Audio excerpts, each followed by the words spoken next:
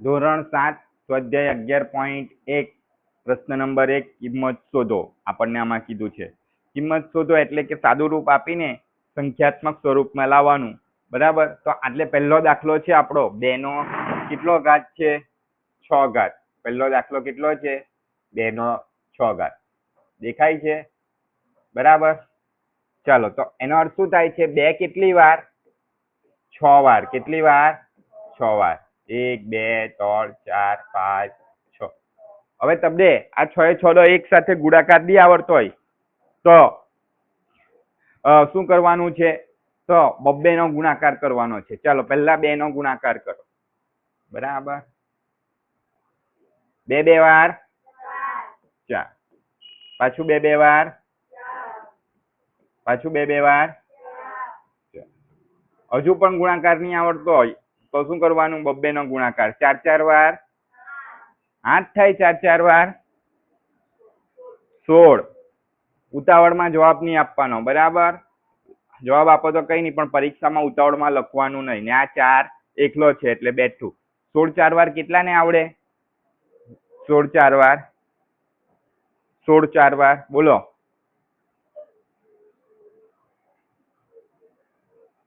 16 1 વાર, 16 2 વાર, 16 તરી એક એકા 11 એકા દરરોજ લખતા નથી એટલે આવું થાય છે. 16 તરી 48, 16 ચોકો 64. આ શું થઈ ગયો? આપણો જવાબ આવી ગયો. બરાબર, આ પહેલા દાખલાનો જવાબ આવ્યો. બરાબર, હવે આપણે બીજો દાખલો જોઈશું. બીજો દાખલો કયો છે? 9 નો 3 ઘાત. એટલે 9 કેટલી વાર આવશે? 3 વાર. તો 9 ગુણ્યા 9 ગુણ્યા 9. ચાલો 9 9 વાર કેટલા થાય? 9 9 વાર 18 થશે. 9 9 વાર 81. કેટલા થશે?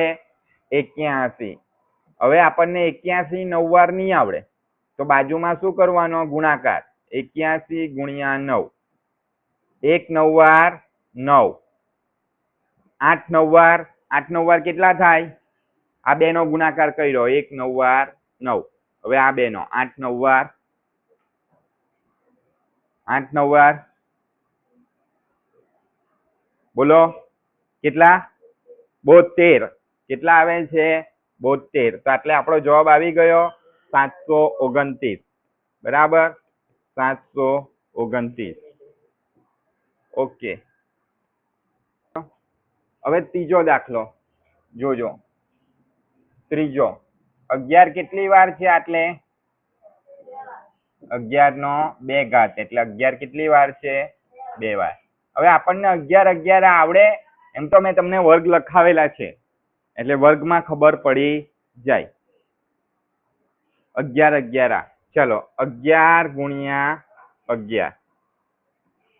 ચાલો દશક નો શું થશે? 0. આ 2 નો ગુણાકાર. 1 1 વાર 1. પછી આ 2 નો ગુણાકાર. 1 1 વાર 1. હવે જુઓ આ સંખ્યા શું થઈ ગઈ? ગુણાઈ ગઈ. હવે આ 11 1 11. દશક નો 0 આવવાનો નથી એટલે આ બંનેનો શું કરવાનો? સરવાળો. 0 વત્તા 1 1. ના, 1 1 ને 2 ને 1. કેટલા આવ્યો જવાબ? 121. 121 આવે જવાબ. કેટલો આવે? 121. તો આપણો એટલે ત્રીજા દાખલાનો પણ જવાબ આવી ગયો 121. તો આપણને ત્રીજા દાખલાનો જવાબ મળી ગયો. હવે ચોથો દાખલો. તો 5 નો કેટલો ઘાત છે?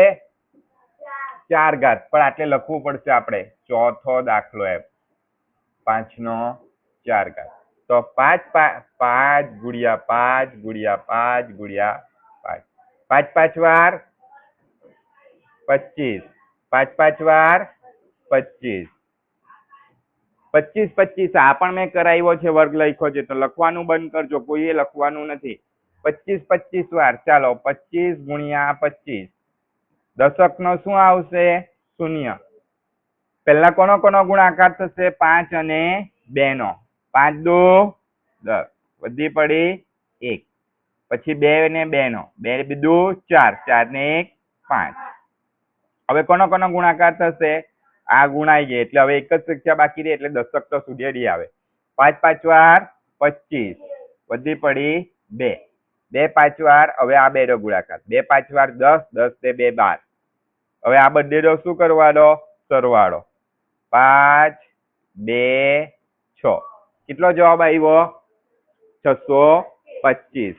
બરાબર 625. તો આટલે આપણો ચોથા દાખલાનો પણ શું થઈ ગયો? જવાબ આવી ગયો. તો લખી દઈએ ચોથા દાખલાનો જવાબ 625. બરાબર.